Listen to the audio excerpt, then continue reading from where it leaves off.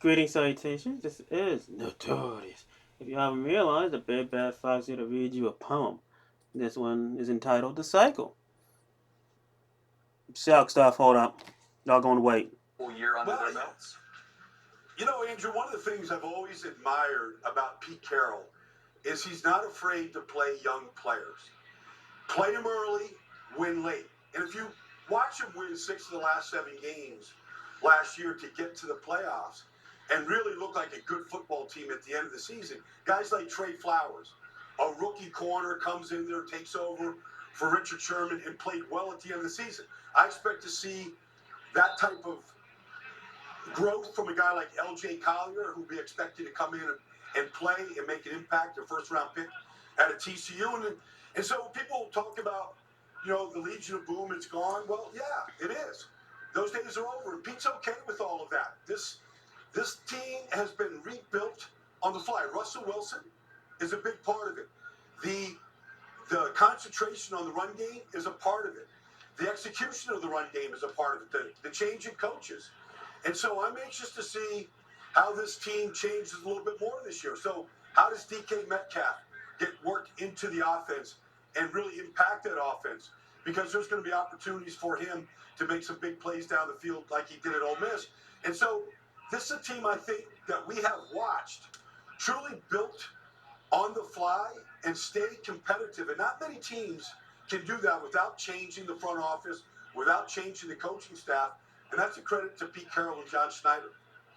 Yeah, Baldy, I'm definitely going to agree with you there. Well, the one thing about Pete Carroll in Southern California, they used to call him Come Pete Carroll, because he is definitely a competitor. And they like to draft guys, young guys, who not only going to play and contribute on offense and defense, but guys like DK Metcalf could contribute on special teams.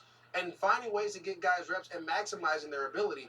And that's what's important here when you talk about Russell Wilson and Tyler Lockett. Let's remember when Tyler Lockett first got there, he was a return specialist, a guy who was returning kickoffs, punt returns, being explosive some way, helping the offense. And finally, they groomed him into being the receiver he is today. You talk about the defensive end, L.J. Collier out of TCU. He's going to be on special teams some and then come in and be able to rush the passer, and they'll put him in situations. Let's not forget Ezekiel Ansah from obviously the Lions coming down, who's had the shoulder injury, who's now getting back healthy. A premier pass rusher on the opposite side of your rookie. So they're building this team the right way, adding pieces, making sure young players are not only playing offense and defense, but adding in on special teams, and they're competing at every drop of the dime. And that's one thing that makes Seattle special way up there in the Northwest, is that there's no one there that's going to bother him. Pete Carroll's going to be able to do what he wants to do there. Him and Russell Wilson are working together and making this thing better. And it seems as if right now they're leaning on the running game, taking some shots, play action pass offensively, and just having a bend and not break defense is what's going to allow them to win, bring back winning champions there in Seattle. As we see John Schneider there on the practice field wearing the hoodie, the Seahawks general manager. You saw Pete Carroll earlier as well. To their credit, a lot of people didn't think that this rebuild on the fly would happen so quickly, but this team is a legitimate contender for not only a playoff spot, but for that division as well. Thank you, Omar, MJD, Brian Baldinger. As we look at the Seahawks' final day of minicamp, they are... Okay, sorry about that. I was listening to my Seahawks. You'll probably hear that too. I'm not cutting that shit out.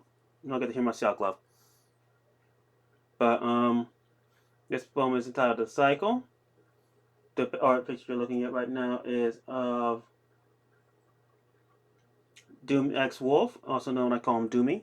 So, always Doomy's a great artist, always inspirational, always inspire, always just an all-around good person, I think. So, let's go and get this baby rolling.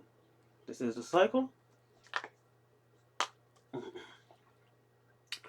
Hatred fuels this carnivorous mindset, this blasted train wreck that eyes could not be spared or avert away to see, as each quivering life pleads to repent for her loss and regret that cuts the wood of the humane, leaving way for the beast. How for me those who relinquish their souls to the maddening tone of Luna's elegant lyre, playing the melody of Gaia's heart.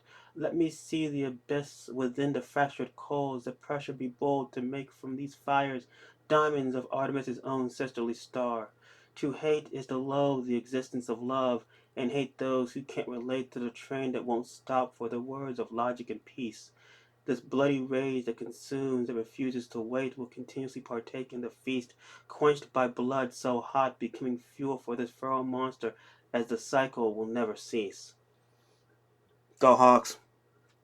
That was awesome. That was good. That was good. That was awesomeness. Okay, let's do this. Okay, I'm glad y'all enjoyed that. At least I hope y'all enjoyed that.